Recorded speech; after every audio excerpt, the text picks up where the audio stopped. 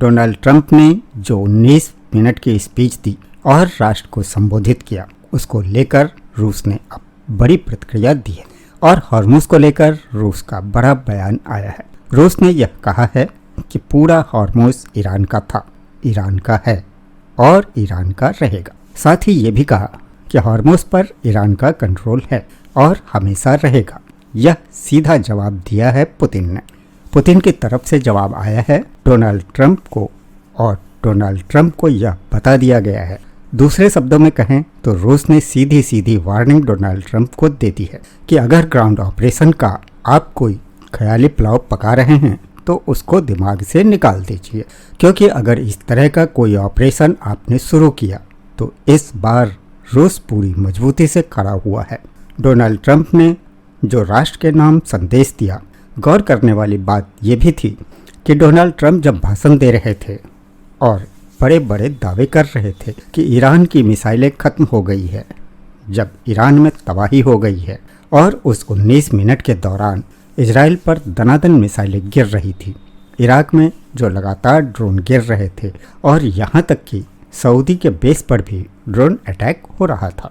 यह सब कुछ हो रहा था जब डोनाल्ड ट्रंप अपना संदेश दे रहे थे और यह दावे कर रहे थे कि 1 महीने की जंग में ईरान का मिसाइल खत्म हो गया है और ईरान का न्यूक्लियर प्रोग्राम खत्म हो गया। और उसी दौरान ईरान ने जो है वो मिसाइल्स की बरसात कर दी। अमेरिका के राष्ट्रपति की स्पीच को गौर से अगर आप समझने की कोशिश करें तो शायद समझ जाएं कि जितने अहम मुद्दे थे, क्या ईरान पर ग्राउंड ऑपरेशन होगा? डोनाल्ड ट्रंप के पास कोई जवाब नहीं। हॉर्मुज़ कैसे खुलेगा? ट्रंप के पास कोई जवाब नहीं है। ईरान के युद्ध का आगे क्या होगा? डोनाल्ड ट्रंप के पास इसका भी कोई जवाब नहीं। यानी कि जो अहम मुद्दे थे जिसे पूरी दुनिया जानना चाहती थी, दुनिया की नज़रें इस पर टिकी हुई थी कि डोनाल्ड ट्रंप क्या कहने वाले हैं, वो क्या घोषणा करने वाले हैं ईरान पे, लेकिन उनके पास किसी बात का कोई जवाब नहीं था और उन्होंने कहा कि जंग जो है वो चलती रहेगी। तो ये तो ईरान पहले से ही कह रहा है कि जंग चलती रहेगी। ईरान की सेना ने तो पहले ही कह रखा है कि यह जंग रुकेगी नहीं। तो अब डोनाल्ड ट्रंप कहें या न कहें, उससे क्या फ़र्क पड़ता है। लेकिन एक बड़ी इंटरेस्टिंग बात है, अब तक जो ट्रंप के बयान आ रहे थे कि अब जंग ज़्यादा नहीं चलेगी, इस तरह के बयान थे कि जंग ख़त्म करने की दिशा में थे। फिर अचानक ऐसा क्या हो गया कि डोनाल्ड ट्रंप को पूरा का पूरा यू टर्न लेना पड़ा। हालांकि अपने बयानों से बदलना उनके लिए कोई नई बात नहीं है।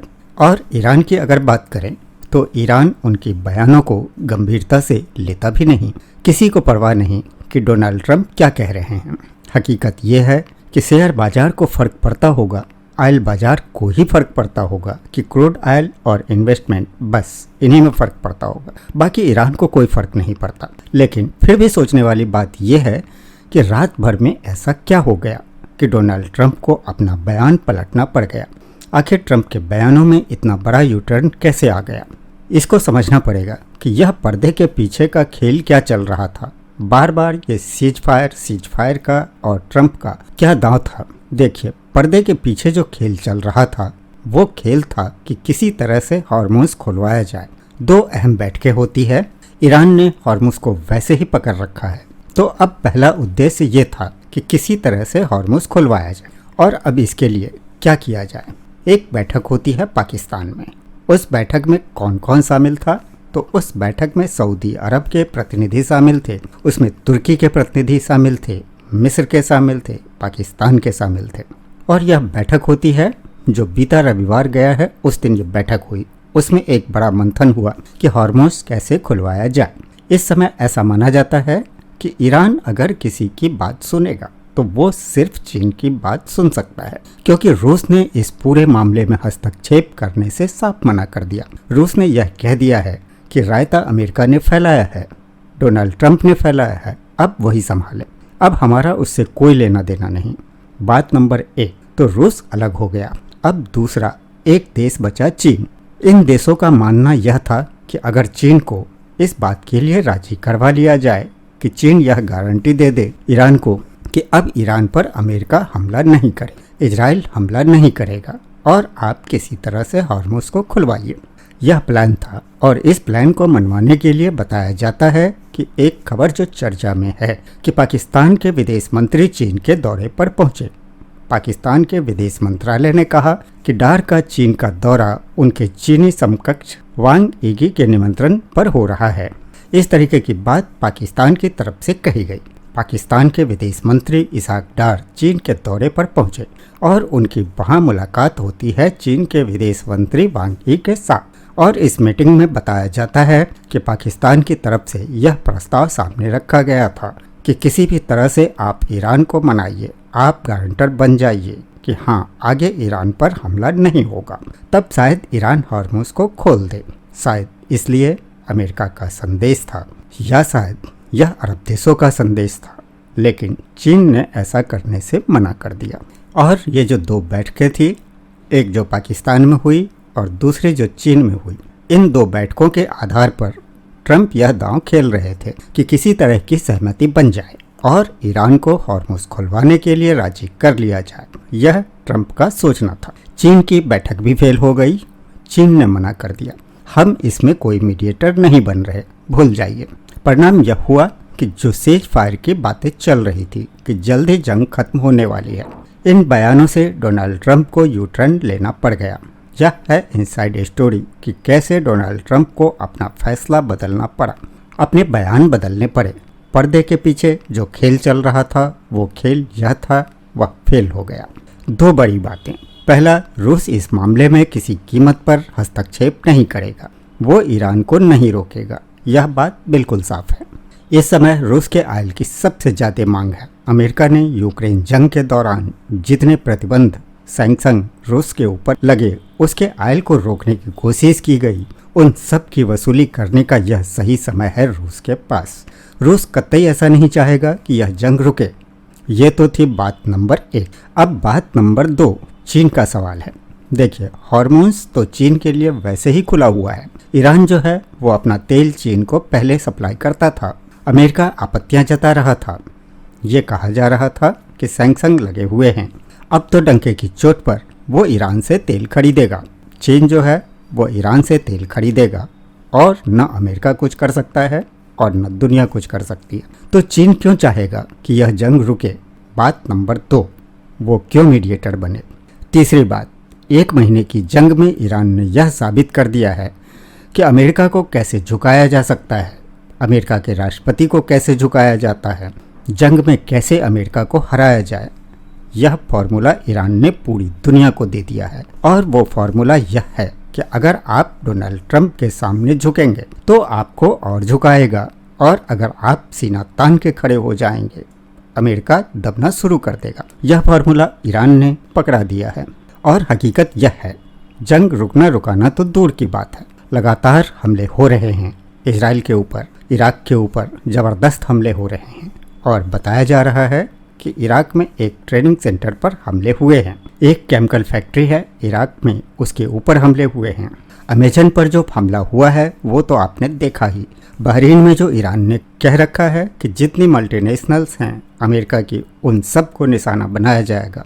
और आज की रात कहा जा रहा है कि कुछ भी हो सकता है। आज की रात बड़ी भारी होने वाली है। फिर से पूरे मिडिल ईस्ट में ईरान एकदम खतरनाक मूड में है। अब देखिए, इसके अलावा भी कुछ बड़ी खबरें हैं। रूस ने आगाह किया, ईरान को लंबी जंग के लिए तैयार रहिए। ऐसा क्यों कहा जा रहा है? A-10 प्लेन अमेरिका के वो मिडिल ईस्ट पहुंच रहे हैं। ये A-10 प्लेन होते हैं, ये ग्राउंड ऑपरेशन में इस्तेमाल किए जाते हैं। थंडरबर्स्ट प्लेन है, वो ब्रिटेन पहुंच गए हैं अमेरिका के, और वहां से मिडिल ईस्ट आएंगे। जॉर्ज डब्ल्यू बुश जो फाइटर एयरक्राफ्ट कैरियर है, वो भी मिडिल ईस्ट की तरफ पहुंच रहा है। ट्रिपोली पहले से ही पहुंच गया है। इतने सारे हथियार और करीब 5000 से अधिक सोल्जर्स अमेरिका ने ईरान के आसपास उतार दिए। ब्रिटेन भी अपने सोल्जर्स भेज रहा है। भले ही ब्रिटेन की तरफ से कोई भी बयान आए, लेकिन सोल्जर्स भेजना चालू है। तो जब यह जमावड़ा अमेरिका बढ़ा रहा था, तभी हर एक्सपर्ट ये जानता था कि यह जंग रुकने वाली नहीं है। डोनाल्ड ट्रंप कुछ भी दावा करते रहें, कुछ भी बोलते रहें, वो भले ही शेयर मार्केट ऊपर नीचे करने के लिए इस तरीके के बयान देते रहें, लेकिन आप लगातार अपने सैनिक वहां भेज रहे हो, आप अपने फाइटर जेट्स भेज रहे हो, फिर किस चीज़ का सीज फायर? भूल जाइए। इसके अलावा बड़ी खबर ये भी है कि यूएई अब इस जंग में बड़ी भूमिका निभा सकता है, इस तरह की बातें हैं। और हॉर्मुज़ खुलवाने की अगर कोशिश होती है तो उसमें यूएई का अहम रोल होगा। और मूसा आइलैंड, बार बार बातें हो रही है कि मूसा आइलैंड पर कब्जा करने की कोशिश में यूएई मदद कर सकता है अमेरिका की, इस तरह के दावे हो रहे हैं। इसी का परिणाम है जो दुबई पर हमले हो रहे हैं, अलग अलग डाटा सेंटर्स पर हमले हो रहे हैं, अलग अलग ऑयल डिपोज पर हमले हो रहे हैं, एयरपोर्ट पर हमले हो रहे हैं, मिसाइलें गिर रही है। पिछले 24 से 36 घंटे की बात अगर की जाए तो 15 से 16 बैलिस्टिक मिसाइलें गिर चुकी हैं और करीब 30 से 40 ड्रोन फायर हो चुके हैं। उसकी वजह यही है, यूएई का जो स्टैंड है उसको लेकर यह हमले हो रहे हैं। अब सवाल यह है कि यहाँ से आगे क्या? सवाल यह है, क्या अमेरिका ग्राउंड ऑपरेशन करेगा? रूस ने जबरदस्त फील्डिंग कर रखी है हॉर्मुज़ की। जो चेचनिया के सैनिक आ रहे हैं लड़ने के लिए और करीब 6 लाख सैनिक ईरान के तैयार हैं। अब आप ये समझिए कि इस पूरे इलाके में रूस ने बड़ा प्लान तैयार किया है। ईरान की सेना तैयार है, फ्री हैंड मिल चुका है सेना को।